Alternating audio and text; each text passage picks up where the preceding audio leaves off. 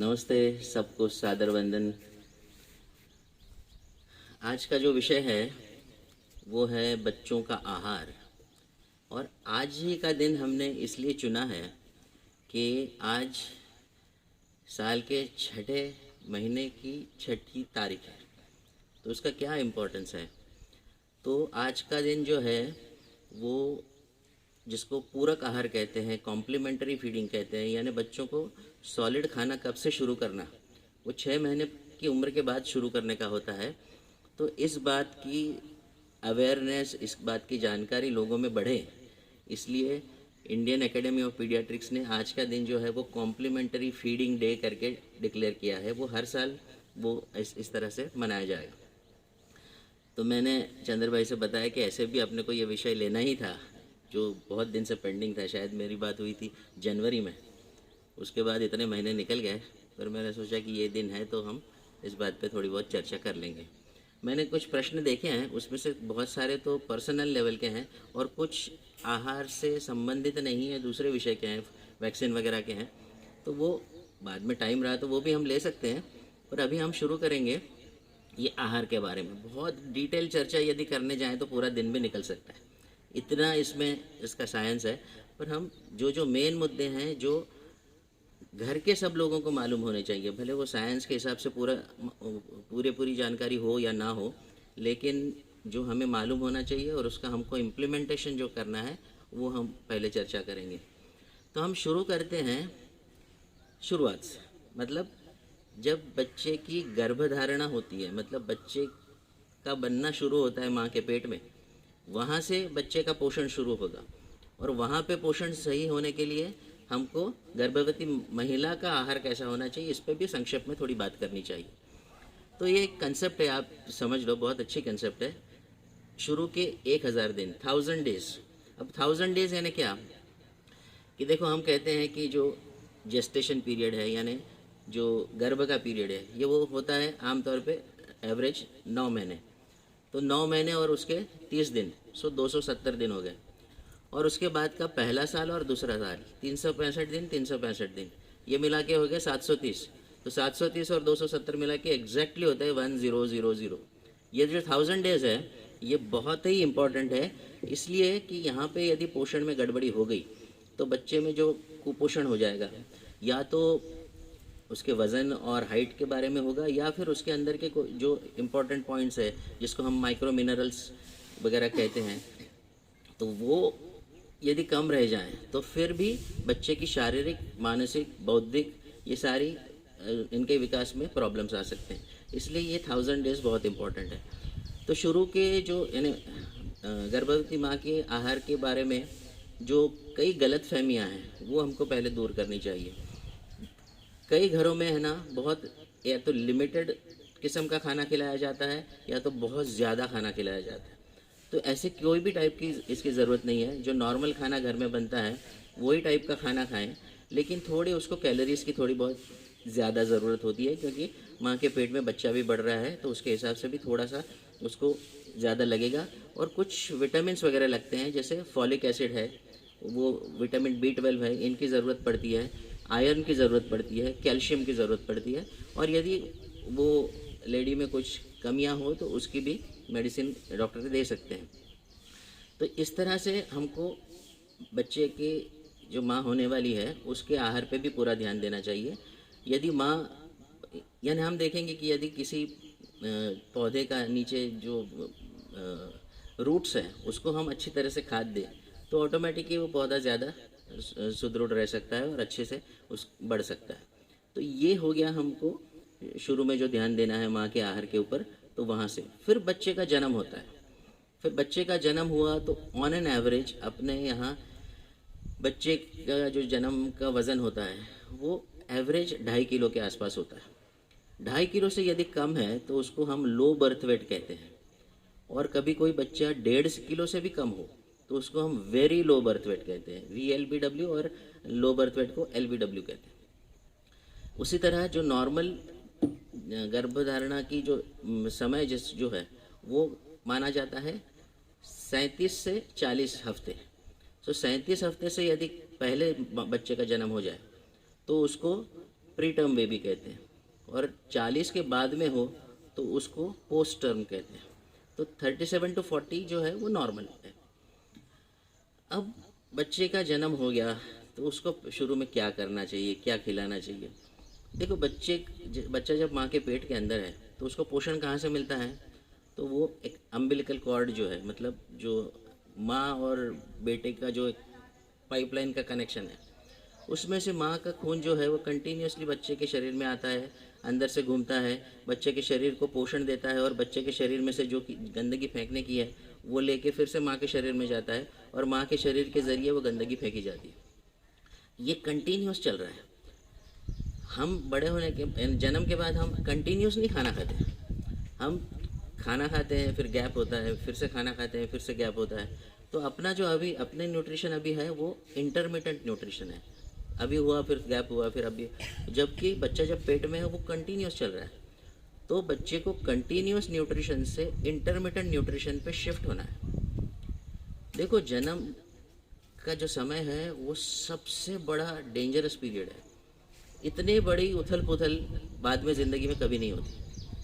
पहली बात तो बच्चा जब पेट के अंदर है उसको सांस लेने की ज़रूरत नहीं है, सांस लेता नहीं है, उसको खुद दूध पीना नहीं पड़ता है, उसको कुछ नहीं करना पड़ता, अंदर अपने आप सब कुछ कुदरत ने किया हुआ है। अब बच्चे का जन्म हुआ, पहला काम तो सांस लेना पड़ रहा है।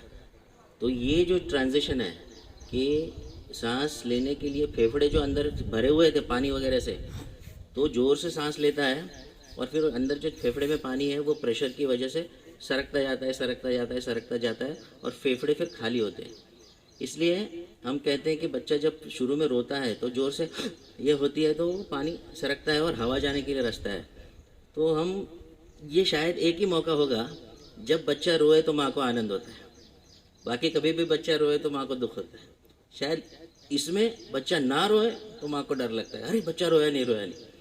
तो ये इम्पोर्टेंस इसलिए है कि ये जब रोता है तो ये जो होता है फर्स्ट ब्रेथ, तो उसमें हवा जाने लगती है और जो पानी है वो सरकते जाता है, और एक 24 घंटे में फेफड़े पूरे खाली होके हवा आने के लिए अंदर के जो वायु कोश है वो खुल जाते हैं। तो ये पहला उसको जो झटका लगता है, अरे सांस लो, अभी अंदर सांस नहीं लेंगे तो कुछ खरा नहीं अपना। तो ये हो गया। फिर थोड़ी देर हुई, अरे अभी तो कंटिन्यूसली मुझे ऑक्सीजन अपना, हाँ, ऑक्सीजन भी मिल रहा था माँ के खून से, शुगर भी मिल रही थी, सब कुछ खाना पीना सब मिल रहा था, अभी तो खाना नहीं है, क्या करूँ? तो उसके बाद में उसको लगता है कि अभी चलो खाना लेना पड़ेगा, कुछ तो भी मुंह में लेना पड़ेगा। तो इसमें हम बच्चे की मदद इस तरह कर सकते हैं कि उसको इतना बड़ा झटका बहुत देर तक नहीं रखें। तो माँ ये देखें, या तो घर जो भी डॉक्टर है, नर्सेज हैं, इनका एक फ़र्ज़ बनता है कि जब बच्चा पैदा हुआ तो फर्स्ट तो अपने को ये देखना चाहिए कि बच्चा स्वस्थ है कि नहीं। इसलिए यानी बच्चा सांस ले रहा है कि नहीं बराबर, वो ज़रा एक देख लिया, 2-3 मिनट में वो चेकिंग हो जाता है।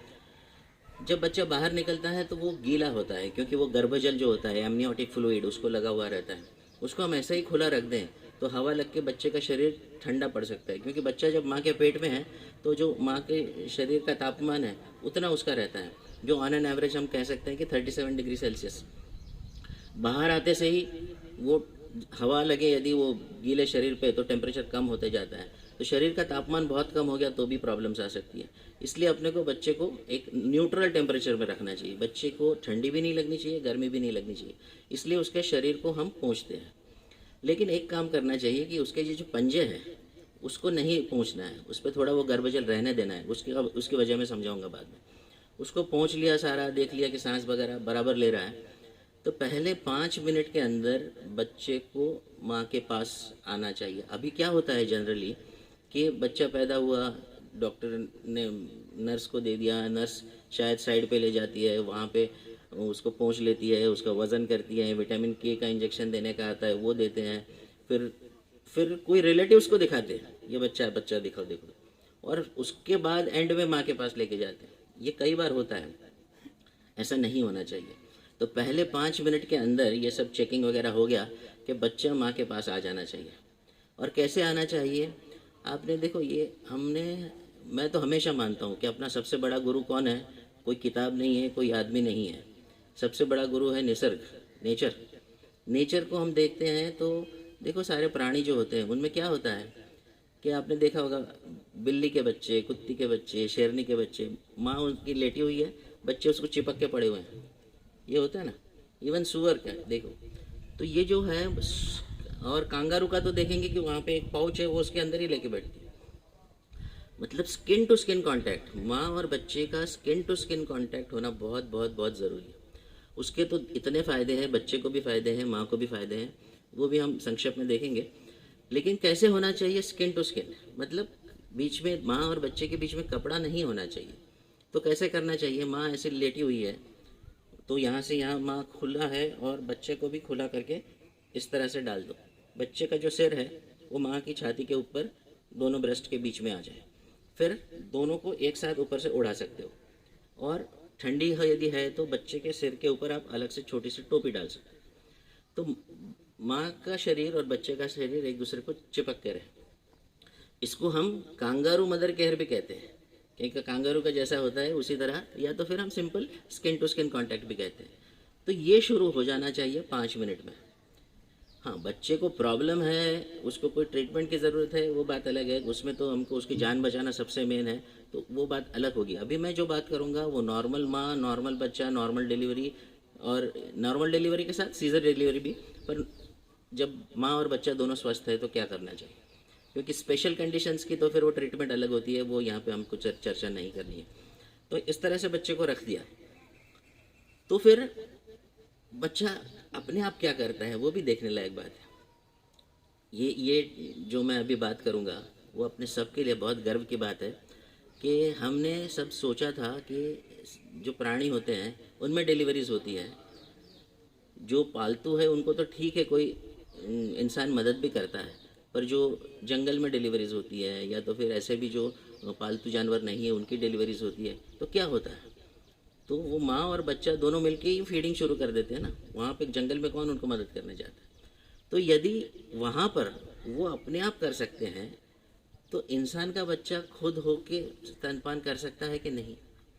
तो ये इसके लिए हमने थोड़ा कुछ लिटरेचर का रिसर्च किया, तो हमको 1-2 जगह मिला कि अरे नहीं ऐसा करते हैं तो बच्चा खुद होके सरकता है और फीडिंग शुरू करता है। तो हमने सोचा चलो ये टेस्ट करके देखेंगे, और इसका एक अच्छा वीडियो बना है, वो यूनिसेफ की मदद से हमने बनाया था। फॉर्चुनेटली मैं भी उसमें एक पार्ट था, और ये अभी वेबसाइट पे है, लाखों लाखों लाखों लोग उसको देख चुके हैं। ये मेरे ख्याल से 2007 में बना था, और ये कहाँ बना था, नंदुरबार सिविल हॉस्पिटल में।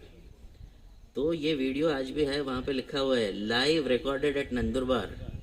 तो ये अपने सबके लिए बहुत गर्व की बात है। मैं आपको उसका लिंक दूंगा और आप सब लोग आज ही देखो, क्योंकि आज नहीं देखेंगे तो भूल जाएंगे और फिर वो रह जाएगा।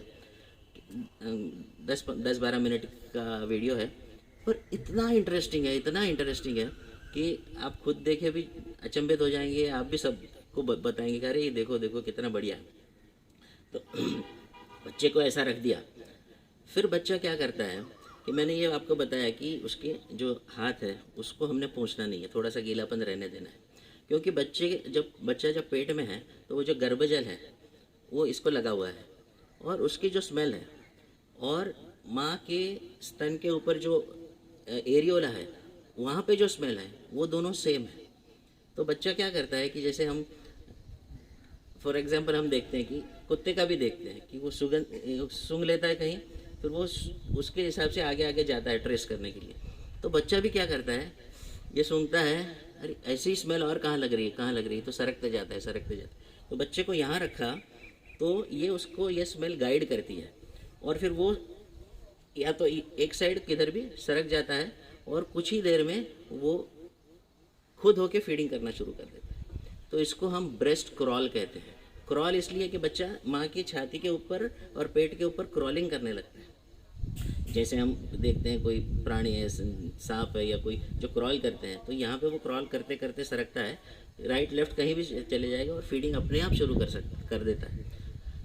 तो ये बहुत इंपॉर्टेंट बात है। इस तरह से यदि हर बच्चे को शुरू में ज़िंदगी की शुरुआत मिले तो बहुत सारे प्रॉब्लम होंगे ही नहीं, और यदि हुए भी तो वो कम प्रमाण में होंगे। इसके इतने सारे प्रूफ्स हैं। तो ये ब्रेस्ट क्रॉल के हिसाब से सबको शुरुआत होनी चाहिए। उस वक्त क्या करता है, और बच्चे के पैर इधर है, तो बच्चा सरकने के लिए ऐसे थोड़ी बहुत लात मारता है, तो माँ का जो यूट्रस है, गर्भाशय है, उसको धक्का लगता है, तो माँ का गर्भाशय कॉन्ट्रैक्ट होने में बहुत मदद होती है। क्योंकि गर्भाशय खुला हुआ है तो बच्चे का जन्म हुआ, फिर बच्चे का जन्म हो गया तो उसको वापस नॉर्मल होना चाहिए। वो नहीं होगा तो वहाँ से ब्लीडिंग हो सकता है, ज़्यादा ब्लीडिंग हो गया तो माँ को एनीमिया वगैरह होने का डर है, तो वो जल्द से जल्द बंद हो जाना चाहिए। तो माँ बच्चे के पैर जब लगते हैं वहाँ पे तो वो कॉन्ट्रैक्ट होने में और भी मदद होती है। ये तो बहुत सिंपल बातें कहीं, लेकिन बहुत सारी चीज़ें होती है, यानी शारीरिक बातें भी होती है, मानसिक बातें भी होती है। तो ये हमको देखना है कि ब्रेस्ट क्रॉल के हिसाब से हर बच्चे का जन्म हो और पहला पहला घंटा उसका जाए, और जब तक कि बच्चा खुद होके पूरा फीड नहीं कर ले, यानी लगभग 1 घंटा बच्चा ऐसा ही रहे। वो वज़न करना, विटामिन के का इंजेक्शन देना, बाकी सब चीज़ें हैं वो उसके बाद में कर सकते हैं। उस टाइम लेकिन ध्यान रखना चाहिए कि माँ के पास में कोई हो। यदि माँ का कोई खुद का नज़दीक का रिलेटिव हो तो भी चल सकता है, यानी उसकी माँ हो या और कोई बहन हो, कोई भी चल सकता है, या वैसा नहीं हो तो कोई सिस्टर वगैरह कोई भी मदद कर सकती है। क्योंकि यहाँ से बच्चा नीचे गिर भी नहीं जाना चाहिए। समझो माँ को भी कुछ तकलीफ़ हो रही है तो उसको भी मदद की ज़रूरत है। तो सिर्फ यानी एक सपोर्टिंग चाहिए, लेकिन बच्चा और माँ खुद होके अपने आप ये काम तो कर लेते हैं। अब सवाल होता है कि समझो सीजेरियन है, सीजेरियन में तो यहाँ पे समझो कट है, तो फिर कैसे करें? उसमें भी कोई प्रॉब्लम नहीं, यही चीज़ कर सकते हैं। माँ लेटी हुई है, थोड़ा सा उसको हाइट दे देना चाहिए, ज़रा सा तकिया वगैरह लगा के उसको थोड़ा सा ऊंचा कर दे, ताकि बच्चा जो है, बच्चा और माँ एक दूसरे को देख सके। इतना छोटा सा बच्चा, 2, 5, 10, 15 मिनट का बच्चा, वो ऐसा करता है, ऐसा देखता है माँ की तरफ। ये आप जब देखेंगे और समझो आप में से किसी को उसका अनुभव हो या होगा, तो वो इतना यानी माँ को आनंद देने वाला क्षण होगा। इस तरह से वो न्यूबॉर्न बेबी देखता है और आँख से आँख मिलाता है, इतना छोटा सा 5-10 मिनट का बच्चा। ये हम देखेंगे तो ही मान सकते हैं। अपने को लगता है कि वो छोटा बच्चा के आँख बन कर पड़ा रहता है, ऐसा नहीं है। तो ये एक बात हो जाती है। तो सीज़र है तो क्या करें? ऐसे डाल दे बच्चे को, यहाँ से कोई मदद करके, कोई सिस्टर वगैरह, तो ऐसे भी उसको आड़ा डाल के यहाँ से भी फीडिंग करा सकते हैं। लेकिन मोस्ट इम्पॉर्टेंट यानी चीज़ है कि पहले 5 मिनट के अंदर बच्चा और माँ एक दूसरे को स्किन टू स्किन में आ जाए और बच्चा खुद होके फीडिंग शुरू कर दे।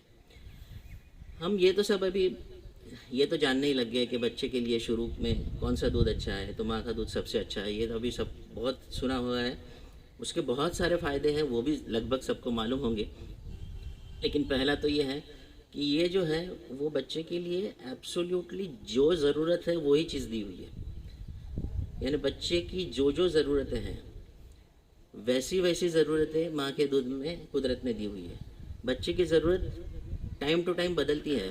पहले क्षण की ज़रूरत अलग है, पहले दिन पूरा होने तक की ज़रूरत अलग है, दूसरे दिन, चौथे दिन, 8वें दिन, 12वें दिन, 2 महीने, 4 महीने को उसकी ज़रूरतें बदलती जाती है। तो ये माँ का दूध भी उस तरह से बदलते जाता है। नॉर्मली क्या होता है, समझो अभी अपने हर एक के शरीर में, समझो मेरे शरीर में शुगर की मात्रा बढ़ने लगे तो ऑटोमेटिक शरीर में इंसुलिन बढ़ जाएगा और उसको कंट्रोल कर देगा, वो बढ़ने नहीं देगा। ये यदि नहीं हुआ तो हम कहते हैं कि फिर डायबिटीज़ हो गया। और नॉर्मली क्या होता है कि जो भी चीज़ बढ़ने लगती है कुदरत उसको कंट्रोल करके कम कर देती है, कम होने लगती है तो कंट्रोल करके बढ़ा देती है और उसको नॉर्मल रेंज में रखती है, तो हम स्वस्थ रहते हैं। ये एक ही ऐसा मुद्दा है जहाँ पे चेंजेस हो रहे हैं बच्चे के शरीर में और उसका रिप्लाई दे रही है माँ का शरीर। ये जो कॉम्बिनेशन है ये केवल इसी वक्त होता है कि चेंजेस हो रहे हैं एक दूसरे शरीर में और उसका रिस्पांस दे रहा है दूसरा शरीर। तो ये बहुत यानी कुदरत का सुपर कंप्यूटर है, ऐसा हम कभी नहीं कुछ कर सकते। और हर देखो आप हर प्राणी की ज़रूरत अलग है, इसलिए हम ये नहीं कह सकते कि क्या फ़र्क पड़ता है कि ठीक है माँ का दूध नहीं है तो गाय का दे दिया, गाय का नहीं है तो भैंस का दे दिया, बकरी का दे दिया। नहीं, गाय का बछड़ा पैदा होते से ही खड़ा हो जाता है, कूदने लगता है। अपने बच्चे को कूदने को, खड़े होने को कितने महीने लग जाते हैं, महीने क्या कभी कभी तो साल के ऊपर निकल जाते। तो वो बछड़ा है, उसके पैरों में ताकत के लिए उसको जो प्रोटीन्स लगेंगे वो टाइप के प्रोटीन गाय के दूध में है, वो हमने अपने बच्चे को दे दिए तो उसके किडनी पे लोड आ जाएगा। उसमें समझो हमको 4 मात्रा में प्रोटीन होता है, माँ के दूध में एक ही मात्रा में होता है। तो ये मत समझो कि ज़्यादा है तो वो ज़्यादा अच्छा, ऐसा नहीं होता है। सही है तो अच्छा है, ज़्यादा भी अच्छा नहीं होता, कम भी अच्छा नहीं होता। तो उसको उतनी प्रोटीन की ज़रूरत है, अपने बच्चे को उतनी प्रोटीन की अभी ज़रूरत नहीं है, उसकी किडनीज इस वक्त उसके लिए तैयार नहीं है। उससे उल्टा अपना बच्चा बड़ा होके स्कूल जाएगा, पढ़ेगा, बहुत बड़ा विद्वान हो सकता है, गाय का बछड़ा नहीं हो सकता। अपने ब्रेन की ज़रूरतें अलग है, उसके ब्रेन की ज़रूरतें अलग है। अब दो प्राणियों का भी देख लो, गाय का बछड़ा या फिर हथेली का देख लो, या फिर कोई व्हेल का देख लो, या फिर कोई जो बिल्कुल ठंडे इसमें रहते हैं वहाँ देख लो, तो उनको सबकी ज़रूरत अलग है। जहाँ बहुत ठंडा है, जहाँ बर्फ़ में रहते हैं, तो वो जो दूध है उसमें फैट बहुत ज़्यादा रहता है। इतना फैट रहता है कि वो फैट से उनको गर्मी पैदा होती है और एक लेयर बन जाती है। इतना ऐसा जैसे हम ब्लैंकेट ओढ़ लेते हैं, वैसे कुदरती उनको ब्लैंकेट अंदर से बना देती है कुदरत। तो ये जब हम देखते हैं कि अरे ये कुदरत की तो कमाल है, यानी इसलिए हमको सबसे बड़ा गुरु कुदरत को मानना चाहिए और कुदरत के नियम को हमको तोड़ना नहीं है। हम जहाँ जहाँ हमने कुदरत के नियम को तोड़ा है हमको पछतावा हो रहा है। जैसे हमने पर्यावरण के लिए किया है, अब समझ में आ रहा है कि let us go back to nature. उसी तरह ये खाने पीने के बारे में भी let us go back to nature. तो ये पहला मुद्दा हो गया कि माँ का ही दूध शुरू में हमको शुरू करना चाहिए। कई लोग शहद चटाते हैं, कुछ दूसरा देते हैं, तो वो नहीं करना चाहिए, उससे बहुत दूसरे भी प्रॉब्लम्स आ सकते हैं। कोई लोग कहते हैं कि माँ का दूध तो तीसरे दिन आएगा, चौथे दिन आएगा, तब तक के हम बच्चे को भूखा रखेंगे। तो कोई नहीं कहता, कुदरत भी नहीं कहती कि आप बच्चे को भूखा रखो। क्या होता है कि जब बच्चा पैदा होता है तो अंदर उसके पेट की कैपेसिटी कितनी है वो तो देखेंगे आप। बच्चे की कैपेसिटी अंदर इतना सा होता है जब जन्म होता है, तो हार्डली 2, 4, 5 ml उसमें आ सकता है। यदि बच्चे की कैपेसिटी 2, 5 ml की है तो माँ को 1 लीटर दूध आके क्या फ़ायदा। तो कुदरत क्या करती है, 5 ml कैपेसिटी ने मैं 5 ml दूध देती हूँ, लेकिन सब कुछ उसमें भर के दे देता हूँ। दूसरे दिन थोड़ा बड़ा होता है पेट, तीसरे दिन थोड़ा बड़ा होता है, 8वें दिन इतना होता है, जो भी है। तो क्वालिटी भी बदलती है दूध की, क्वांटिटी भी बदलती है। पहले दिन का जो दूध है जिसको कोलोस्ट्रम कहते हैं, चीक दूध कहते हैं और कुछ कहते होंगे, उसमें सबसे मेन चीज़ क्या है कि बच्चे को प्रतिकार शक्ति मिलती है। उतना स्ट्रांग प्रतिकार शक्ति वाली चीज़ और दुनिया में कुछ नहीं है, वो भी पहले दिन वाला। दूसरे दिन कोलोस्ट्रम में भी वो प्रतिकार शक्ति कम हो जाती है। इसलिए फर्स्ट डे का शुरू का जो देना है वो चूकना नहीं चाहिए। लेकिन बहुत सारे लोग, आज तो अब कम हो गए, लेकिन पहले तो ये फेंक ही देते थे, 2-3 दिन फेंक ही देते थे उसको। और अभी भी कई लोग करते होंगे, पर ये पहला घंटा तो मिस बहुत जगह हो जाता है, हॉस्पिटल्स में भी हो जाता है। यानी ये जानकारी डॉक्टर्स में भी फैलाना बहुत ज़रूरी है।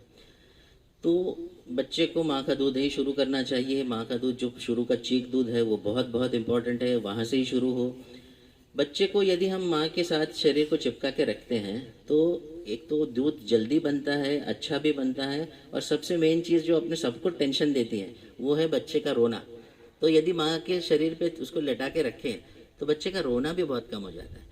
तो बच्चा रोता नहीं है, बच्चा आनंद में है, उसके हिसाब से माँ भी आनंद में है, तो सब कुछ आनंद में है। तो आजू बाजू वाले लोग हम भी अच्छे रहेंगे ना, टेंशन नहीं रहेगा। बच्चा रोता रहा तो सब पूरा घर टेंशन में है, डॉक्टर टेंशन में, सिस्टर टेंशन में, क्योंकि अरे क्या रो रहा है, क्या रो रहा है। तो बेस्ट चीज़ बच्चा ना रोए, इसलिए बच्चे और माँ को स्किन टू स्किन में रख दो तो बच्चा बहुत कम रोएगा। दूध उसको जल्दी भी मिलेगा, अच्छा दूध भी आने लगेगा। उसको जब चाहिए वो रेडीमेड है, पास में ही है, वो फीडिंग शुरू कर सकता है। तो ये हो गया शुरू की बात। वो होते होते फिर जैसे भी बच्चा बड़ा हो रहा है तो जन्म से लेके 6 महीने तक केवल माँ का दूध देना चाहिए। हाँ, इसमें वापस एक बार रिमाइंड कर दो, कोई प्रॉब्लम हो, बीमारी हो, कुछ हो, या उसकी ग्रोथ सही नहीं हो रही तो उसमें कोई चेंजेस करने भी पड़ सकते हैं। लेकिन हम शुरू से यदि बराबर करेंगे तो वो प्रॉब्लम नहीं आएंगे। बाद में जनरली इसलिए प्रॉब्लम आते हैं कि शुरुआत सही नहीं होती है। शुरुआत सही नहीं हुई तो उसको जो एस्टेब्लिशमेंट ऑफ लैक्टेशन कहते हैं कि माँ के दूध की शुरुआत सही नहीं हुई तो फिर बाद में जाके प्रॉब्लम आ सकती है। तो इसलिए ये शुरुआत हमको सही करना बहुत ज़रूरी है। वो हो जाए तो जन्म से लेके 6 महीने तक बच्चे की जो भी ग्रोथ है वो सारी माँ के अकेले दूध से पूरी हो जाती है। उसमें उसको अलग से पानी देने की ज़रूरत नहीं है, कोई ज़्यादा मेडिसिन की भी ज़रूरत नहीं है। अभी आजकल एक सिर्फ 2 पॉइंट्स हैं कि जन्म को बच्चे को विटामिन के का इंजेक्शन देना चाहिए, ऐसा कहा जाता है, क्योंकि विटामिन के कई बार कम रहता है और विटामिन डी की मात्रा थोड़ी कम रहती है। तो ये 2 है, लेकिन इसमें भी रिसर्च चल रहा है, ये सचमुच ये लगेगा ही या नहीं लगेगा, या तो उसको हम कुछ अलग ढंग से कर सकते हैं। पर अभी जो सप्लीमेंट कहते हैं वो केवल विटामिन डी के ड्रॉप देना और विटामिन के का इंजेक्शन एट बर्थ देना। तो ये हो गया शुरू से लेके। तो जैसे जैसे बच्चा बड़ा होते जाता है उसको फीडिंग करते रहें तो माँ के दूध की मात्रा भी बढ़ती है। एक चीज़ याद रखना कि जब फीडिंग करता है तो जो माँ का दूध बनता है, और केवल बन के भी नहीं चलेगा, वो बाहर भी निकलना चाहिए। तो इसलिए दो हार्मोन्स या संप्रेरक माँ के शरीर में बनते हैं। एक होता है प्रोलैक्टिन। प्रोलैक्टिन नाम आपने कई बार सुना होगा, ये बहुत लोगों को मालूम है, इसलिए मैं इसको ज़रा बाद में रिपीट कर रहा हूँ कि प्रोलैक्टिन से दूध बनता है, लेकिन बनने के बाद उसको निकलना चाहिए, इसलिए दूसरा हार्मोन लगता है जिसको ऑक्सीटोसिन कहते हैं। तो ऑक्सीटोसिन से दूध निकलता है। तो जब बच्चा दूध पीने लगता है तो ऑक्सीटोसिन से अंदर के जो स्नायु है वो कॉन्ट्रैक्ट होते हैं और दूध बाहर आता है। तो जब माँ रात को फीडिंग ज़्यादा करें, माँ रात के समय में फीडिंग करें, तो ये प्रोलैक्टिन ज़्यादा बनता है। इसलिए प्रोलैक्टिन बनने की वजह से दूध की मात्रा ज़्यादा बनती है, इसलिए रात को फीडिंग करना बहुत ज़रूरी है। फिर लोग कहेंगे अरे बैठे बैठे तो कमर दुख जाएगी। तो ऐसा नहीं है कि आपको बैठकर ही दूध पिलाना चाहिए, ऐसा बिल्कुल नहीं है। जो भी पोजीशन कंफर्टेबल है उसमें माँ ने दूध पिलाना चाहिए। और स्पेशली लेट कर दूध पिलाने का तो हर माँ ने सीखना ही चाहिए। लेटे लेटे आराम से माँ दूध पिला सकती है। उसकी जो पकड़ वगैरह की बातें हैं वो यहाँ पे हम अभी चर्चा नहीं करेंगे कि किस तरह से बच्चे ने सकलिंग करना चाहिए। देखो अभी मैं बोलते बोलते सकलिंग बोला, तो ये सही वर्ड है। सकिंग अलग चीज़ है, सकलिंग अलग चीज़ है। सकिंग मतलब हम जैसे स्ट्रॉ से दूध पानी या कोई कोल्ड ड्रिंक या कुछ पीते हैं, ये सकिंग हो गया। बच्चा इस तरह से नहीं दूध पीता है, वो सकलिंग मैकेनिज्म होती है। वो सकलिंग मैकेनिज्म में बहुत सारी चीज़ें होती हैं ना। पहला तो बच्चा ऐसे तरह पकड़ने के बाद नीचे से जीभ से बच्चा इस तरह से एक्शन करता है। फिर उसी वक्त माँ के शरीर में भी चेंजेस होते हैं। फिर गले में आने के बाद आगे का प्रेशर जब बढ़ता है तो पीछे का प्रेशर कम होता है, इस तरह से दूध अंदर आता है। फिर यहाँ का प्रेशर बढ़ता है तो वो नीचे जाता है। तो ये सारी मैकेनिज्म को सकलिंग मैकेनिज्म कहते हैं। तो ये जो बच्चा है वो इस तरह से सकलिंग करके दूध पीता है। तो ये पहले 6 महीने तक बच्चे की जो ज़रूरतें हैं सारी की सारी माँ के दूध से पूरी हो जाती है। और ये रात के समय प्रोलैक्टिन ज़्यादा सिक्रेट होता है, इसलिए माँ को रात के समय में भी दूध पिलाना चाहिए, लेटे लेटे भी दूध पिलाना सीख लेना चाहिए। अब 6 महीने पूरे होने के बाद में बच्चे को केवल माँ का दूध सफिशिएंट नहीं रहेगा, क्योंकि उसकी ज़रूरतें बढ़ जाएंगी। तो हमको उसको घर और आगे चल के भी उसको अपने घर का खाना ही खाना है। तो ये 6 महीने से लेके आगे के 1.5 साल तक ये उसको ट्रांजिशन पीरियड है, यानी उसमें हमको उसको खाना भी खिलाना है, लेकिन माँ का दूध बंद नहीं करना है या कम भी नहीं करना है। माँ का दूध जितना है वो चालू रहेगा। देखो इस तरह से आपने ग्राफ लिया तो ये माँ का दूध है, तो पहले 6 महीने इतना ही रहेगा। फिर 6 महीने के माँ का दूध तो इतना है, पर 6 महीने से खाना शुरू होगा, इस तरह से बढ़ते जाएगा। तो ये टोटल क्वांटिटी बढ़ती जाएगी, लेकिन माँ का दूध जो है वो चलते रहेगा। माँ के दूध में कमी नहीं करना है। और माँ का दूध कम से कम 2 साल की उम्र तक चालू रखना है, कम से कम। उसके ऊपर भी रहा तो अच्छा ही है, पर कम से कम 2 साल तो माँ ने दूध पिलाना ही है अपना। और 6 महीने के बाद हमको उसको पूरक आहार कॉम्प्लीमेंट्री फीडिंग शुरू करना है। कॉम्प्लीमेंट्री फीडिंग इंग्लिश में इसको कहते हैं, या पूरक आहार हम हिंदी मराठी में कह सकते हैं। पूरक इसलिए कि जो माँ के दूध से केवल अभी ज़रूरतें पूरी नहीं हो रही है, तो वो पूरी करने के लिए हमको ऊपर से खाना खिलाना है। ये इंग्लिश वर्ड भी हम थोड़ा समझ लें, कॉम्प्लीमेंट्री क्यों कहते हैं, उसको सप्लीमेंट्री क्यों नहीं कहते हैं। अभी जो स्टूडेंट्स हैं उनको, और वो इंग्लिश के होंगे स्टूडेंट्स, तो उनको ये एक सवाल है कि उसको सप्लीमेंट्री फीडिंग क्यों नहीं कहते, कॉम्प्लीमेंट्री फीडिंग क्यों कहते हैं। चलो मैं ये जवाब दे देता हूँ। सप्लीमेंट्री फीडिंग, सप्लीमेंट यानी क्या होता है कि किसी चीज़ में कुछ कमी है, तो वो कमी को पूरी करने के लिए हम जो देते हैं वो सप्लीमेंट हो गया। मतलब किसी के शरीर में विटामिन की कमी है और उसको हमने विटामिन की दवा दी, विटामिन का इंजेक्शन दिया, तो हमने उसको वो सप्लीमेंट दिया। लेकिन यहाँ माँ के दूध में कोई कमी नहीं है। माँ का दूध जो है वो अपने आप में परिपूर्ण है, लेकिन उसका काम जहाँ तक था उसके लिए वो परिपूर्ण था। अभी ज़रूरतें थोड़ी बदल गई है, इसके लिए वो और जो खाना है वो दोनों मिला के जो न्यूट्रिशन है या पोषण है उसको परिपूर्ण करने वाले हैं। तो हमको ये नहीं बताना है कि माँ के दूध में कुछ कमियां हैं इसलिए हम खाना खिला रहे हैं। माँ के दूध में कमी नहीं है, लेकिन उसकी ज़रूरतें थोड़ी अलग हो रही है, इसके लिए उसको हम एडिशनल कुछ दे रहे हैं, इसलिए उसको कॉम्प्लीमेंट्री फीडिंग का है। तो उसमें हमने 6 महीने पूरे होने के बाद, यानी 7वां लगने के बाद, ये बहुत इंपॉर्टेंट बात है, नहीं तो कई लोग क्या कहते छठा लग गया ना अभी शुरू कर दो। छठा लगने के बाद नहीं, हम 6 महीने की उम्र के बाद, 6 महीने पूरे होते हैं तब 6 महीने की उम्र पूरी होती है। नहीं तो हम जब 1 साल पूरा होने के बाद 1 साल का हुआ कहेंगे ना, नहीं तो यदि पहले साल में कहना है तो जन्म से ही अपने को 1 साल का कहना पड़ेगा। तो जब 7 महीने 7वां लगता है, 6 महीने पूरे होते हैं, तब उसको खाना खिलाना शुरू करना है। उसमें कई लोग हमको कहते हैं कि आप डॉक्टर आपके पास वो चार्ट नहीं है क्या, एक चार्ट बना दो हमको, ये टाइम को इतना खिलाओ, ये टाइम को इतना खिलाओ, इतना। ऐसा नहीं है, आप प्रिंसिपल समझ लो, अपने आप आपको मालूम पड़ जाएगा। शुरू में देखो दांत नहीं है, इसलिए हमको दांत का काम तो बाहर करना पड़ेगा कि उसको अच्छे से मैश करना चाहिए। और अभी तक बच्चा केवल लिक्विड ले रहा था, अभी हमको थोड़ा सॉलिड इंट्रोड्यूस करना है, इसलिए लिक्विड पीने की जो टेक्निक है और सॉलिड खाने की टेक्निक है, उन दोनों में थोड़ा फ़र्क है, तो वो भी बच्चे को सीखना पड़ता है। इसलिए हमको उसको खिलाना है। देखो कई बार क्या कहते हैं, हम पूछते हैं कि आप क्या खिलाते हो, तो वो लोग कहते हैं दाल का पानी, चावल की गंजी, ये वो, फ्रूट जूस। तो ये सारी पतली चीज़ें हैं, हम पतली चीज़ें खाते हैं कि पीते हैं। हम सवाल पूछते हैं क्या खिलाते हो, ये सब पानी पानी वाली बातें कहते हैं, तो हम कहते हैं कि आप ये पानी हम खाते हैं कि पीते हैं। तो वर्ब की तरफ भी ध्यान दीजिए। तो अपने को उसको खिलाना है तो वो गाढ़ी चीज़ खिलाना है शुरू से ही, एकदम गाढ़ा नहीं, लेकिन इस तरह से होना चाहिए कि हमको चम्मच में ले और नीचे डाले तो वो धीरे से होके ऐसा गिरे, ऐसा पानी जैसा नहीं गिर जाना चाहिए। तो वो कंसिस्टेंसी का बनना चाहिए। उसके लिए पहली बात तो जो घर में बनती हैं चीज़ें वही यूज़ होनी चाहिए, बाहर की रेडीमेड कोई चीज़ें नहीं। जो रेडीमेड सारे बच्चों के डिब्बे मिलते हैं, अब यहाँ अपना लिमिटेड है तो मैं नाम भी ले लूँगा, जैसे सेरेलैक, फेरेक्स है, वो नहीं यूज़ करने हैं। तो जो घर में बनता है, नरम चावल है, खिचड़ी है, सीरा है, उपमा है, ये टाइप की चीज़ें हम ले सकते हैं। फ्रूट्स हैं, जो नरम फ्रूट है, जैसे केला है, चीकू है, पपीता है, अभी आम है, तो जो हम मैश करके बिल्कुल चिकना कर सके और बच्चा उसको चाट के ऐसे मुंह में घुमा घुमा के निगल सके। कभी वो बहुत ज़्यादा एक्स्ट्रा गाढ़ा हो जाए तो उसको पतला करने के लिए माँ का दूध थोड़ा सा मिला दो, ऐसा लगे कि अरे ये ज़्यादा गाढ़ा हो गया तो माँ का ही दूध थोड़ा मिला दो, गाय भैंस का दूध नहीं, अपना ही दूध माँ उसमें थोड़ा मिला के उसकी कंसिस्टेंसी प्रॉपर कर सकती है। शुरू करेंगे तब दिन में 2 बार से शुरू करो, लेकिन शुरू में है ना एक ही चीज़ ज़रा बार बार दो, बच्चे को उसकी आदत होने लगे, उसका स्वाद पसंद आने लगे। ऐसा नहीं करना कि सुबह एक दिया, शाम को दूसरी चीज़ दी, कल तीसरी चीज़ दी, एकदम से नहीं करना। तो एक ही चीज़ ज़रा बार बार देखिए, उसको उसकी आदत होनी चाहिए। फिर उसकी आदत हो गई, फिर दूसरी चीज़ इंट्रोड्यूस करो, तीसरी चीज़। शुरू में कुछ दिन आप 2 ही टाइम दो, फिर तीसरा टाइम इंट्रोड्यूस करो।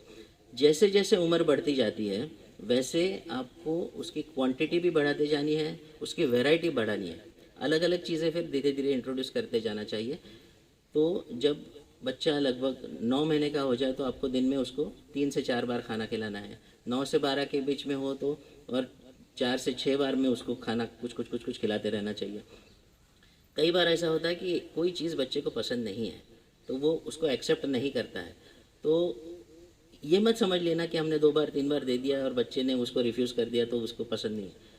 कम से कम उसको 10-12 बार हमने ट्राई कर लिया, एक स्टडी में तो है 21 बार, पर कम से कम चलो 10-12 बार हम अलग अलग बारे में अलग अलग टाइम को हमने उसको देख के देखा और उसने हर टाइम रिफ्यूज़ किया, तो हम बोल सकते हैं कि चलो उसको ये चीज़ पसंद नहीं है, उसको कुछ दिन के लिए बंद रखें।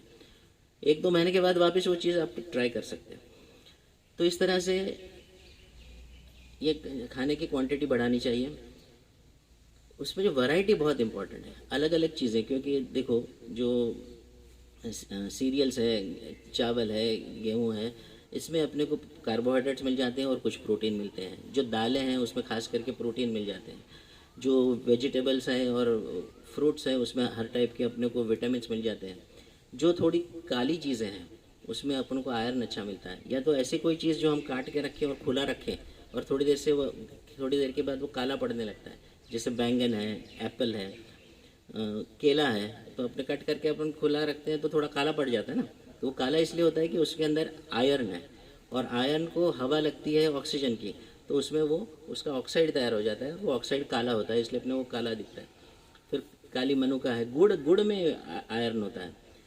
तो इस तरह से हमको अलग अलग चीज़ें मिलाकर, यानी उनकी वैरायटी भी अलग अलग होनी चाहिए, उसकी क्वांटिटी भी सही होनी चाहिए, घर में बना हुआ होना चाहिए, बहुत हाइजीनिकली, यानी साफ़ सुथरे तरीके से बना हुआ चाहिए। ये तो हुआ, लेकिन एक बड़ी इम्पोर्टेंट बात है कि उसको कैसे खिलाना चाहिए। ये केवल चीज़ दे दी और आपने खिलाना शुरू कर दिया तो बच्चा खा ही लेगा, ऐसा नहीं है।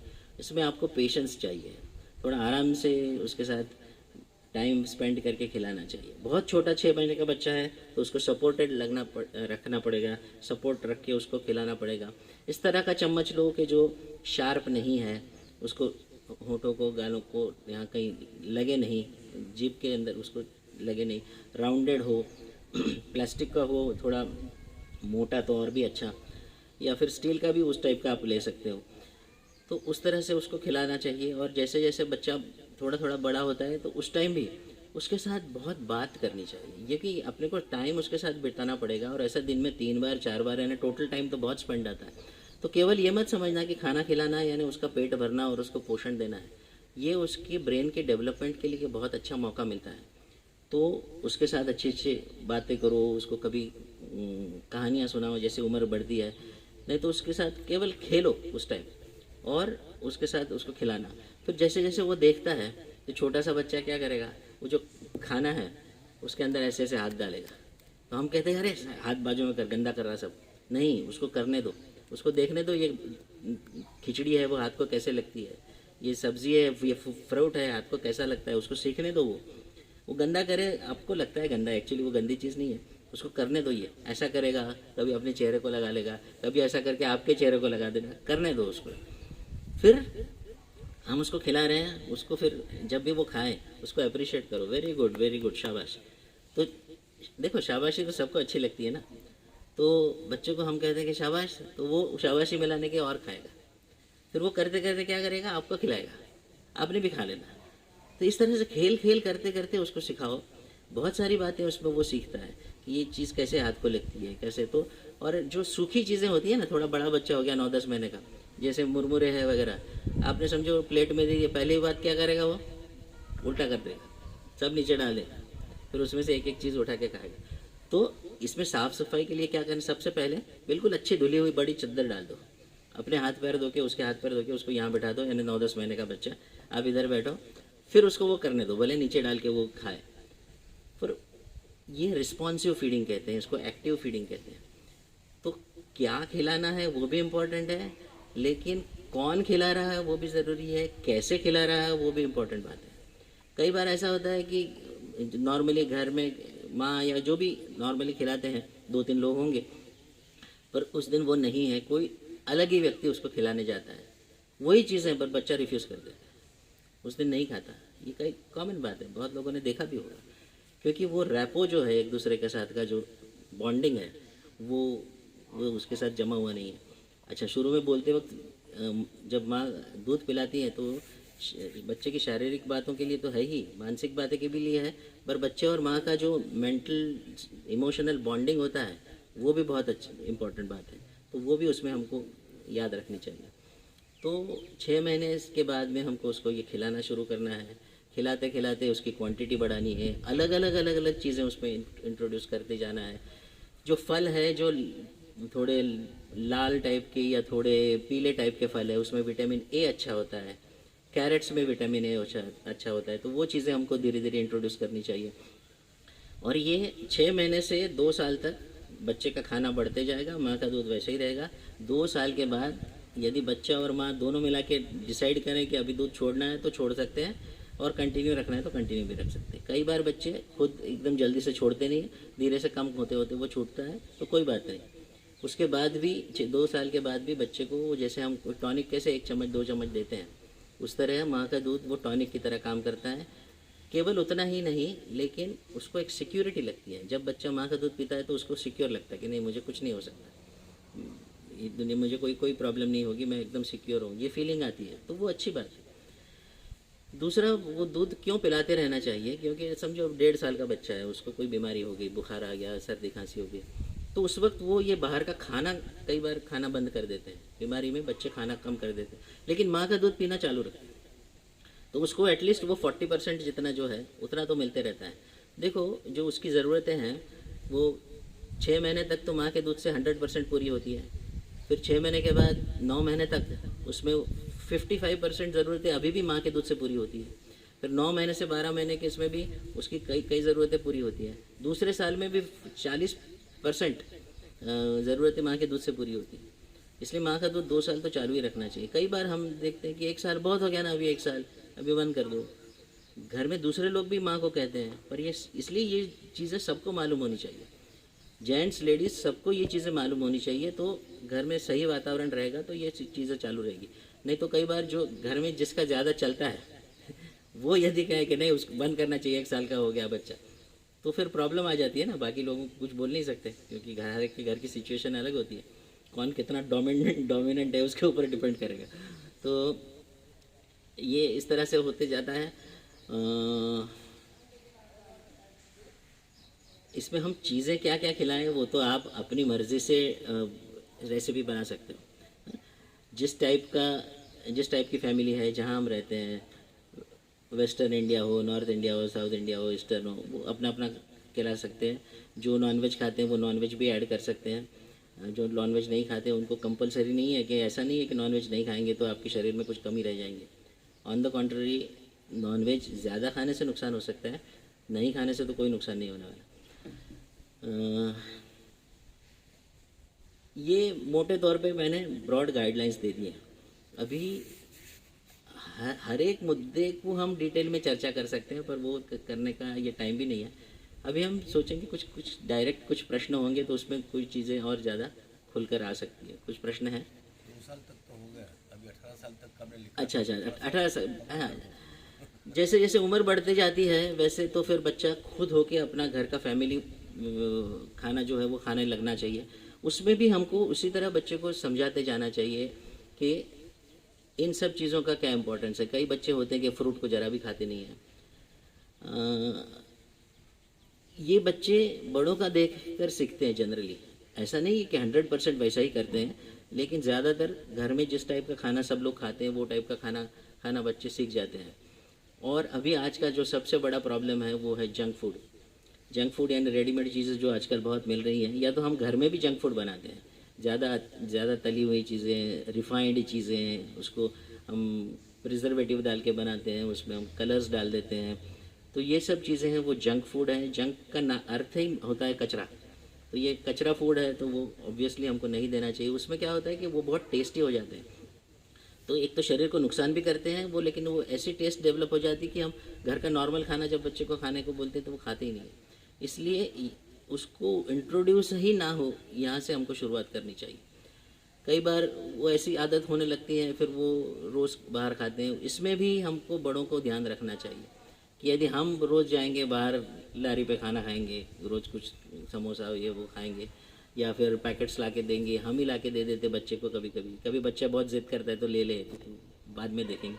तो ये अपनी आदतें जो हैं वो बच्चे को बिगाड़ती हैं। और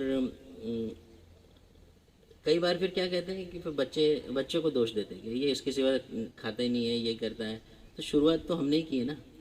जैसे उसी तरह बॉटल फीडिंग की बात है कि कई बार बच्चे को बॉटल फीडिंग शुरू कर देते हैं और फिर बाद में कहते हैं कि ये बॉटल छोड़ता नहीं। तो मैं हमेशा पूछता हूँ, बच्चा गया था कि बॉटल खरीदने के? तो शुरुआत हम करते हैं, गलत आदतें हम डालते हैं और बाद में दोष बच्चे को देते हैं कि ये छोड़ता नहीं। तो उसी तरह शुरुआत में हम ये सब चीज़ें जंक फूड ला के देने वाले भी हम ही होते हैं। हम मतलब कोई बड़ा घर का ही होगा ऐसा नहीं, समझो कोई गेस्ट आ गया उसने दे दिया, चॉकलेट दे दिया, ये दे दिया, पर बड़े ही ये शुरुआत करते हैं और फिर वो आदतें होती जाती है। तो इसी तरह जैसे जैसे उम्र बढ़ती है वैसे उसकी ज़रूरतें बदलती हैं। लड़कों की लड़कियों की शरीर की जो ज़रूरतें वो भी थोड़ी थोड़ी डिफरेंट होती हैं। लड़कियों में मेंसेस के हिसाब से थोड़ा आयरन ज़्यादा लगता है 9-10 साल के बाद में। आजकल क्या हो गया है कि, और ये जो, हाँ, ये गाय भैंस के दूध की बात है वो भी एक इम्पॉर्टेंट बात है कि वो तो पहले 2 साल में तो बिल्कुल ही नहीं देना है। जब भी हम उसको पूरा आहार दें उसमें कभी भी गाय भैंस का दूध या ऊपर का दूध इंक्लूडेड नहीं है। 2 साल तक तो ऊपर का दूध देना ही नहीं है, उसके बाद भी ना दो तो अच्छा है। ये तो इसलिए कि जैसे मैंने बताया कि ये कुदरत के कानून में कहीं बैठता नहीं है कि आप दूसरे प्राणी का दूध पियो। कभी आपने गाय के बछड़े को भैंस का दूध पीते देखा है क्या? भैंस का जो है वो बच्चा गधी का पीता है क्या? गधी का घोड़ी का पीता है? कभी नहीं होता। कुदरत के नियम में ये बैठता ही नहीं है कि एक प्राणी दूसरे प्राणी का दूध पिए, इसलिए वो तो सही नहीं ही है। लेकिन समझो घर में ऐसा है तो कम से कम 2 साल तो बिल्कुल ही ना दो। उसके बाद भी यदि दूध के बदले में दूध से बनी हुई चीज़ जैसे है, जैसे थोड़ा दही है, घी है, ये थोड़ा बहुत इंट्रोड्यूस करो तो ठीक है।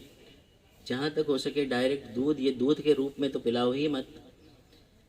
और बच्चा बड़ा होने के बाद भी आजकल जो है ना वो एड्स भी ऐसे आने लगी गई कि वो आती है ना दूध की एड,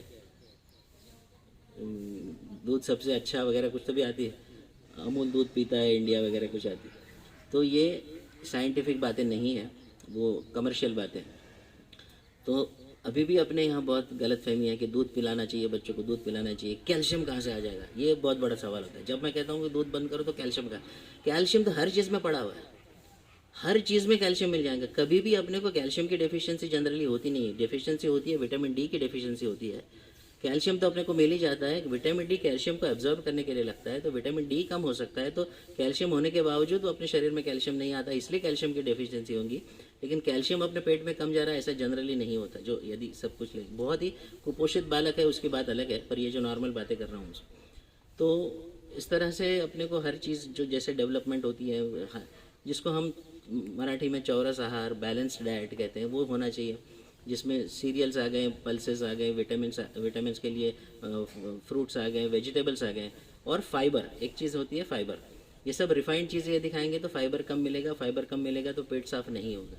तो हम कच्ची चीज़ें ज़्यादा खाएं, ककड़ी, टमाटर, गाजर, जो सलाद है, सलाद भी थोड़ा होना चाहिए। ये सब चीज़ें खाने से अपने को सारी चीज़ें मिलती जाती हैं। 18 साल को यानी ऐसे कोई अलग चीज़ों की ज़रूरत नहीं होती है। जिस तरह से उम्र बढ़ती है उसकी एक्टिविटी कितनी है वो हिसाब से उसकी क्वांटिटी भी उसको कम ज़्यादा लगेगी। कोई बहुत एक्सरसाइज करता है, बहुत काम करता है, कोई जिम जाता है, कोई नहीं जाता है। कोई 18 साल का बच्चा है वो बहुत जिम कर रहा है तो उसको थोड़ी क्वांटिटी भी ज़्यादा लग सकती है। तो अपने को ये देखना है कि शरीर में कोई चीज़ें कम ना रह जाए, at the same time extra होके ओवरवेट और ओबेसिटी भी ना हो। ये दोनों चीज़ें देखनी है। इस तरह से ये उसके प्रिंसिपल्स हैं ये आहार के लिए। जंक फूड नहीं दो, प्रमाण से हर चीज़ वैरायटी सब देते रहो तो जनरली। और शुरू के दिनों में ज़रा चेक करते रहो कि उसकी ग्रोथ सही है कि नहीं, मतलब बच्चे का वज़न टाइम टू टाइम देखो, हाइट टाइम टू टाइम देखो, फिर आगे चल के भी देखो कि ओवरवेट भी नहीं हो रहा, अंडरवेट भी नहीं है, उतना देखते रहना चाहिए। और कुछ अभी कोई क्वेश्चन? कुछ प्रश्न पूछना है? इसमें मैंने देखे थे 2-3 अभी, ये बहुत सारे प्रश्नों के उत्तर तो आ गए होंगे मैंने जो देखे, तो बाकी अभी आहार से रिलेटेड नहीं थे, ऐसे 2-3 क्वेश्चन थे। हाँ पूछिए।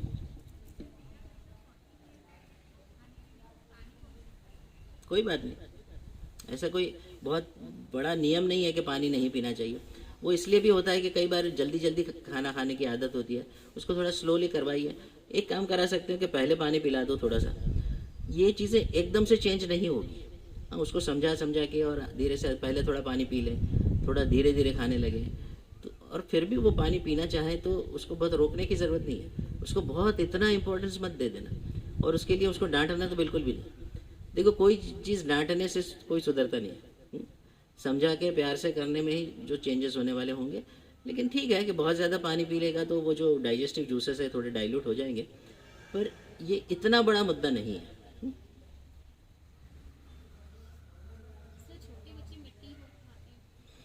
मिट्टी खाना ये उसके 2 लेवल्स हैं। एक कुछ शारीरिक कमतर जो कमियां रहती है उसकी वजह से होता है, और एक मेंटल के हिसाब से होता है। कई बच्चे जो अकेलापन महसूस करते हैं वो लोग भी मिट्टी खाते हैं, भले शारीरिक उनको खाना मिल रहा है। जैसे हमने देखा है कि कई बार कोई अनाथ आश्रम में बच्चे हैं तो उनको तो वहाँ खाना मिल रहा है, यानी अच्छे अनाथ आश्रम हो तो, लेकिन फिर भी वो करते हैं क्योंकि वो मेंटली सिक्योर नहीं लगता, क्योंकि उनके साथ वो खेलने वाले बात करने वाले लोग नहीं रहते, वो अपना अपना काम करके चले जाते। तो वो कारण एक हो सकता है कि मेंटली वो सिक्योर नहीं फील करते, तो फिर उनको ऐसी आदतें लग जाती हैं। कोई अंगूठा चूसते बैठता है, कोई अकेला बैठे रहता है, कोई मिट्टी खाता है, या फिर दूसरा भी हो सकता है बहुत एग्रेसिव हो जाना, बहुत तोड़ फोड़ करना है, चीज़ें फेंकते रहना, किसी को मारना, चिल्लाते रहना, ऐसे भी दोनों टाइप के बच्चे हो सकते हैं। तो ये मेंटल कॉज हो सकता है और फिजिकल कॉज भी कभी होता है। फिजिकल कॉज में खास करके आयरन डेफिशिएंसी की वजह से होता है। कई लोग ऐसा मानते हैं कि कैल्शियम की कमी है इसलिए होता है, पर कैल्शियम तो नहीं है, आयरन की डेफिशिएंसी की ज़रूर है। और कभी कभी पेट में वर्म्स हो तो भी कभी ऐसा होता है। तो वर्म्स और आयरन ये दोनों देना उसमें उचित है, और उसके साथ बातें करो, टाइम उसके साथ बिताओ, उसको कंफर्टेबल लगे इस तरह से रखो।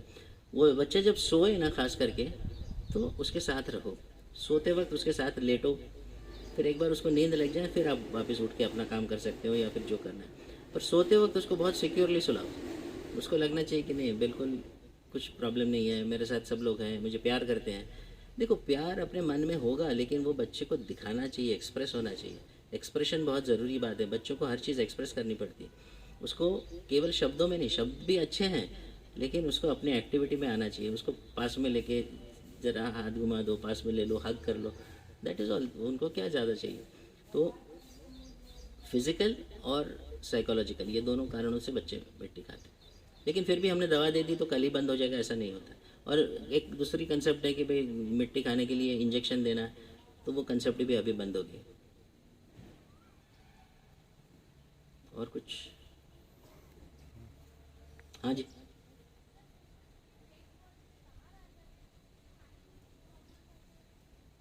थोड़ा सुनाई नहीं दिया।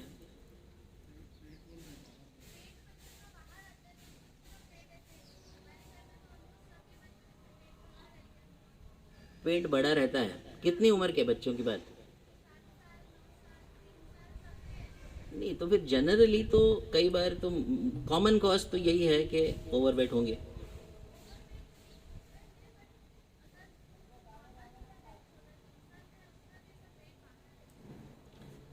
ये केवल एक जवाब नहीं दे सकते हैं, ये कई बार केवल कुछ फूड की प्रॉब्लम से भी हो सकता है, कभी कोई बीमारियों की वजह से भी हो सकता है। तो वो इंडिविजुअल बच्चे को चेक करना चाहिए कि इस बच्चे में क्यों हो रहा है, फैमिली में क्यों चल रहा है।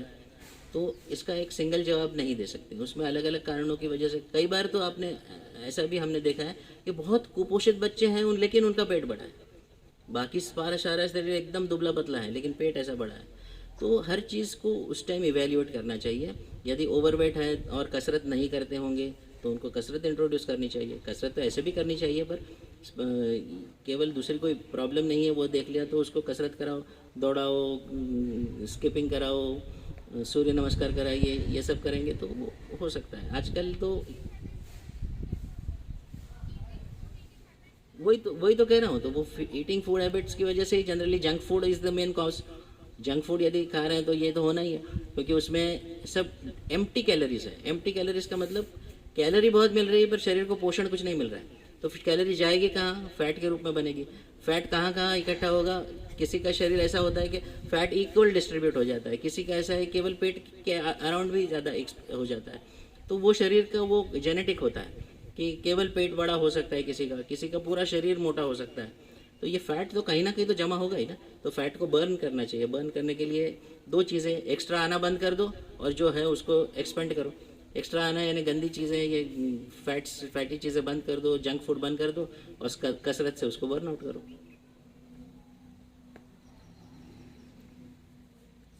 8 हो गया, 8 बज गया। डॉक्टर साहब, मेंटली डिसऑर्डर्ड बच्चों के लिए कोई सजेशन बचपन से ही?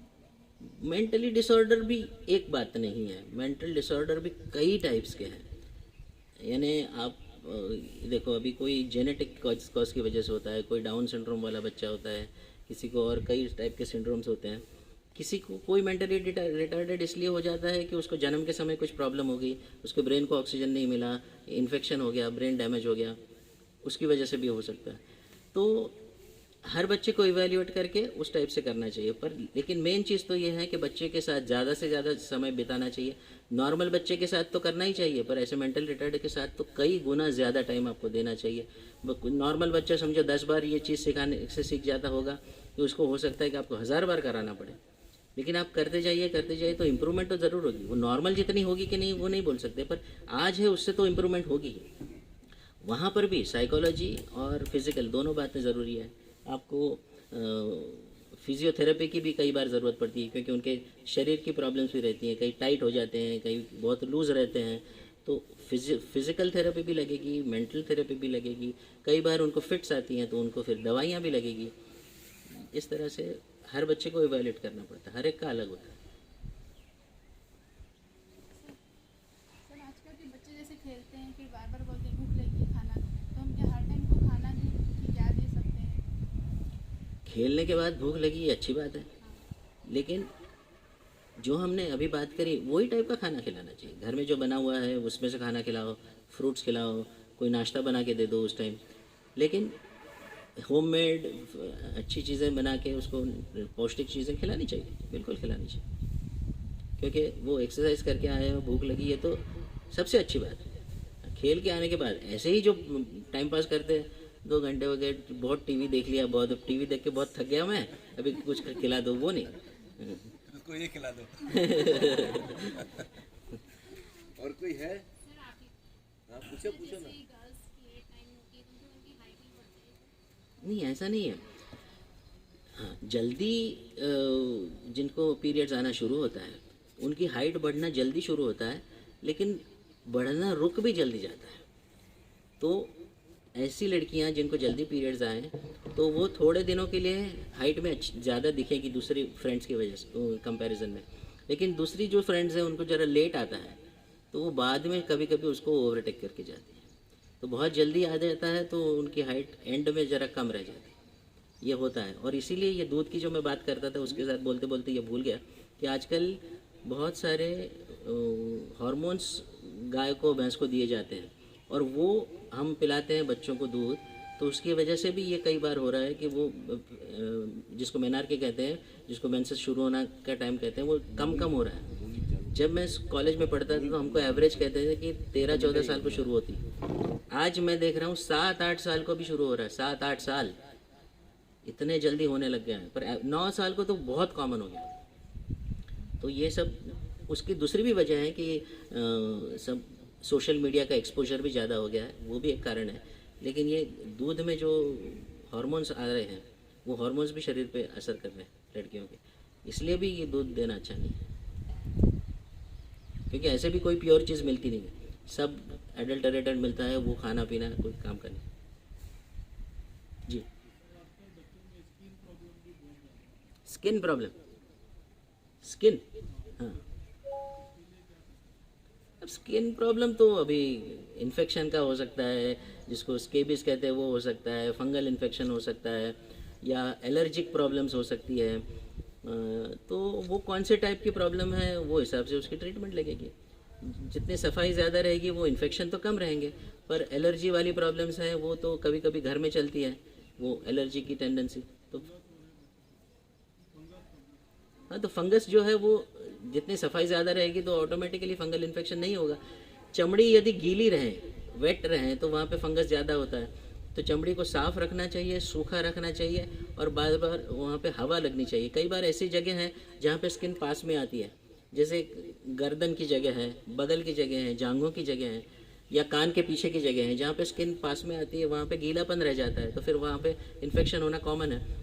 तो वो चीज़ खोल देनी चाहिए। बहुत छोटे बच्चे हैं तो उसकी भी गर्दन ऐसे कर दो, साफ़ करो, हवा लगने दो, सूखा रखो। बगल में भी वही कर सकते हैं, जांघों में कर सकते हैं, कान के पीछे भी वही कर सकते हैं। वो जितना आप एयर ही रखेंगे उसको तो वो स्किन ज़्यादा हेल्दी रहेगी।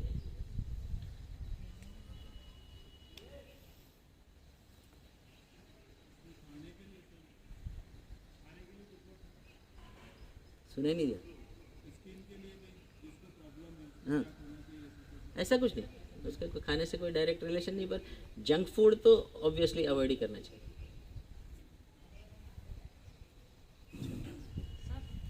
बच्चे चिड़चिड़ करते हैं बहुत, तो 5-7 साल के। तो कई बार इसकी शुरुआत बहुत छोटी उम्र से हो जाती है कि उनकी डेवलपमेंट कैसे हो रही है, उसमें उनको साइकोलॉजिकल सिक्योरिटी कितनी मिली है, माँ बाप के साथ, घर के बाकी लोगों के साथ उनके रिलेशन कितने क्लोज हैं, वो इन अपने साथ ज़्यादा रह रहे हैं कि टीवी मोबाइल के साथ ज़्यादा रहते हैं। फिर टीवी मोबाइल है तो उसमें वो क्या देखते हैं। आजकल तो कार्टून्स भी इतने वायलेंट हो गए हैं, उसमें भी मारामारी ज़्यादा दिखाई जाती है। तो अपने को वो सब चीज़ों का ध्यान रखना चाहिए, और वो ये चीज़ ना हो इसलिए बच्चा बहुत छोटा है तब से ध्यान देना चाहिए। एक बार ये आदत एस्टेब्लिश हो गई कि उसको सुधारना बहुत ज़्यादा मुश्किल हो जाता है, इसलिए prevention is better than cure. तो प्रिवेंशन हो इसके लिए शुरू से बच्चे के साथ टाइम स्पेंड करो, उसके साथ खेलो, उसको अच्छी अच्छी चीज़ें सिखाओ, जहाँ तक वो फिर ये गैजेट्स से जितना दूर रहे उतना ही अच्छा है। और जब भी वो गैजेट्स हो कुछ देख रहे हैं तो क्या देख रहे हैं उस पर भी ध्यान देना चाहिए। फिर कभी कुछ शारीरिक कमियों की वजह से भी चिड़चिड़ापन आता है, आयरन की कमी हो तो भी कभी बच्चा चिड़चिड़ा हो जाता है। आयरन डेफिशिएंसी एनीमिया में बच्चा चिड़चिड़ा होता है, खाना भी कम कर देता है, और हमने डायग्नोस किया कि पक्का आयरन डेफिशिएंसी का एनीमिया है। उसको आयरन शुरू करो, दूसरे ही दिन चिड़चिड़ापन कम होने लगता है और चौथे ही दिन खून बढ़ना शुरू हो जाता है, पर वो सही डायग्नोसिस हो तो। पर जनरली ये उस वजह से नहीं होता, ये साइकोलॉजिकल कारणों से ज़्यादा होता है। और कभी कभी कोई बच्चे जैसे मेंटली कोई प्रॉब्लम्स है उनको, वो भी चिड़चिड़ापन कर सकते हैं।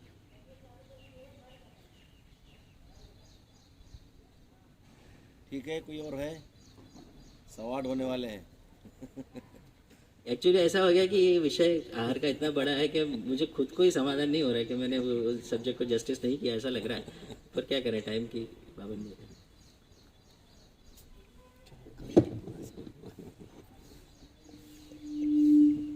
फिर भी करीब करीब 1 घंटा तो हो ही गया, उससे ज़्यादा ही हुआ लगभग। तो ऐसी बातें आज हमें